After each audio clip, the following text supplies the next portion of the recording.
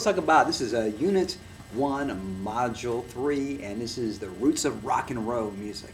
So we're finally getting to some rock and roll. Basically, let's talk a little bit about the past. It is impossible to talk about music in general without actually talking about what's going on politically and socially at the time. Obviously, the stuff that goes on today is reflected in the music that we listen to. Well, back in the 50s, the 40s, 60s, 70s, the same thing went on. So let's go back to the 50s, because that's basically where the birth of rock and roll comes about. Music in the 50s basically fit the pattern of what was going on socially. So music was enjoyable, no controversy was going on. You think this is after the war, after World War II happened, the economy started booming, there's a bigger middle class, folks had money to go out and do things, and that basically happens. Now another sad note that was going on in the 50s as well as in our past is basically segregation is going on. Racially, the country is divided. And at the time there were water fountains that were labeled as white, and then there were water fountains that were labeled as colored on there. And basically, of course, the buses were segregated, the schools were segregated back at this point here, restaurants were segregated. And of course, this had an effect on socially what the music was as well, as you see as we continue to talk about rock and roll history. Basically, the big markets that were in the 50s were the pop, the rhythm and blues, and the country and western, and those are kind of the big ones there. So let's talk about each one. Basically, the pop music, professional songwriters in Tin Pan Alley, and if you go do a little bit of research, you can go Google that and learn a lot more about Tin Pan Alley. It's basically an area in New York City that all these music publishing centers were at, and from basically the 1800s to the mid-50s. And before radio and records, people listened to music with sheet music. So, a lot of times if you were middle class, you had a piano or guitar or ukulele, whatever instrument that you can sing these songs to. That's long before records and radio was out there as well. Melodies were easy to remember, really pretty, no controversy, uncomplicated, basically four beats in a measure usually, something that's not too complicated. And one thing that's kind of different is that something that would stay on the charts would basically 25 weeks, like half the year, because it would take a while for a song to get all over the country and for it to go up and down in the charts in there. In this time period, before rock and roll, we have the majors, and basically these record companies are the ones that had the stranglehold on the pop music. So RCA Victor, Columbia, Capitol, Mercury, Decca. These are the big 5 major record companies that are out at this point here. Most of the money was in pop music, and then later on they realized that you can make a lot of money in country western and also money in rhythm and blues. And basically the majors held all these artists under contract, and their promotion and distribution was very sophisticated and effective, and they tied things into pop music, and basically they had a stranglehold on what was going on in the music industry at this point here. Pop music was national in scope. A couple of weeks here and there in the regional market, the song would go up, and if a song was a hit, it wasn't uncommon for another group, another record company, to take that same song and record it with one of their artists. Yeah, I know. Today that probably wouldn't happen, but back then that went on. And also, this is probably the biggest thing that happens. Before rock and roll, pretty much most of the music was oriented towards the adults. And why do you think it was oriented towards adults? That's right. That's where the money was at. So if you were a kid, you pretty much listened to the same music that your parents listened to as well. So that's what it was about. So whatever music your folks were listening to is the music that you listen to now. And of course, when rock and roll comes around, all that changes. So some examples I have that will work with that. Check out Patti Page's "How Much Is That Doggie in the Window?" It's a good example of this 50s pop music. Nat King Cole's "Mona Lisa," the McGuire sisters "Sincerely," Johnnie Ray, the Little White Cloud That Cried. Check out some of those songs, and you kind of get the idea of what this early pop 50s music is. Now let's move on to country and western. We got both kinds of music, country and western here. Country and western music basically was a little bit smaller and definitely regional audience. Based in the South, Southwest, Midwest was the center of this country western music.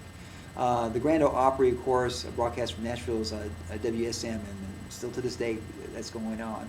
Basically, the country western record companies were independents. They were called indies. They were small record labels. If you ever saw Where Brother Art Thou, I kind of think of that when you're saying that they're paying money to sing into a tin cup.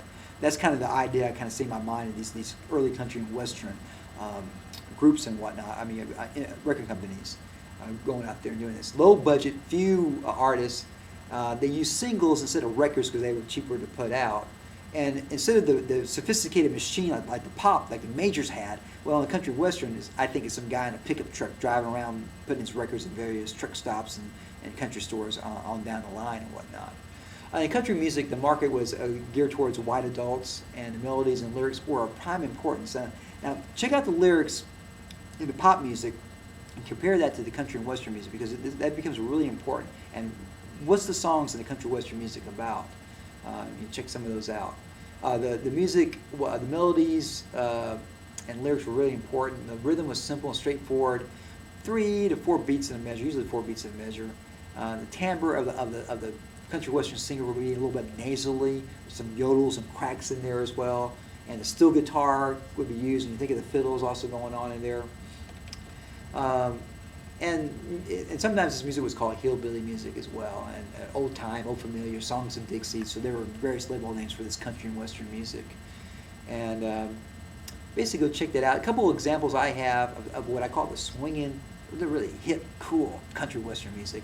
Check out Bob Wills and Texas Playboys' New Sanatone Rose. That's a great tune. That they hear that in there. You hear some nice high falsetto parts in there as well. Ernest Tubbs' Walking the Floor With You, great tune. And check out that guitar solo. What do you think about that? And Hank Williams, Move It On Over. So many great Hank Williams tunes, but check out Move It On Over. And what do you think about that guitar solo in there? And I bet you realize that you're starting to hear some elements of rock and roll right there. Now we'll get on to rhythm and blues. There's a direct line basically from rock and roll to rhythm and blues. Some of the early rhythm and blues records from 45 sounds like a vintage 55 rock and roll record in a lot of ways. The rhythm and blues market was black. Independent labels of R&B music were mainly owned by white owners. Again, doesn't matter who you are, what you look like, money's green, and if you can make money, folks were out there happy to go out there and make some money. 12-bar blues is a big style in rhythm and blues, and basically, if I were to take, I guess I'll play it on the guitar. I'm a little better on the guitar. So if I were to do a 12-bar blues, that's the introduction. So 1 and 2 and 3 and 4 and 2, 3, 4, 5, 6, 7, 8, 9, 10. 11, and then it turns around, and so forth. It keeps on doing that. That's the basic 12-bar blues format that is used for rhythm and blues and for a lot of the rock and roll. When we talk about mainstream rock and roll, you're definitely going to hear a lot of that as well in there. The rhythm was strong and insistent. The lyrics were expressive. The vocal performance style was shouting, strong pulses, a lot of energy, a lot of motion in this rhythm and blues music. Rhythm and blues music is definitely the basis of rock and roll, and described in these musical styles has shared some of these features of both of them together that we perceive as what we think is classic rock and roll. Rhythm and blues was produced for and by African Americans, and it came out of this pre-war blues dance style and this infectious dance rhythm, basically known as a big beat. Think of these jump blues bands that came out of these swing bands.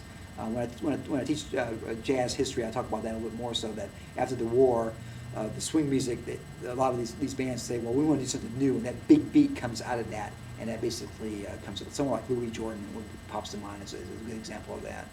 The term rhythm and blues was first used in the 40s, and of course a lot of other tunes were used by various record companies. One was Ebony and Sepia. Rhythm and blues was one that RCA Victor used, and that seems to be the one that kind of stuck over time. So basically we have Robert Johnson and blues by itself, and that goes over to rhythm and blues. So if you check out some of Robert Johnson's, he's an example of what they call a country blues musician, basically a guitar and a singer, versus a city blues musician would be usually it's a female singer and a band, and that's a city blues. That's the difference between those two there. Anyways, race records, basically depending on, if it was rhythm and blues or if it was country and western, they were kind of seeing that kind of kept separate from the pop market and separate from themselves as well in there. And even though one thing that kind of happens with this as well is that even though music is segregated, if you're a musician, you want to play with the best people out there. It doesn't matter who you are, what you look like, or whatever. And so we get some cross-pollination going on with this pop music and this country western music and this rhythm and blues music, and that eventually comes to what we will get to. Well, some examples of this rhythm and blues music, and I guess we'll go down. Country blues, I think of Robert Johnson's Sweet Home in Chicago is a great one to check out. Rhythm and blues, Hank Ballard, the Twist on there, his original version of the Twist on there. Lloyd Price, Lawdy, Miss Clawdy, a great tune, and Big Joe Turner, Shake, Rattle, and Roll. So you can hear some of those as some examples of this rhythm and blues. And as you listen to this and you compare and contrast, what are some elements in the country and western music, and some elements in the rhythm and blues music, and some elements in the pop music that come together to be this great new style called rock and roll?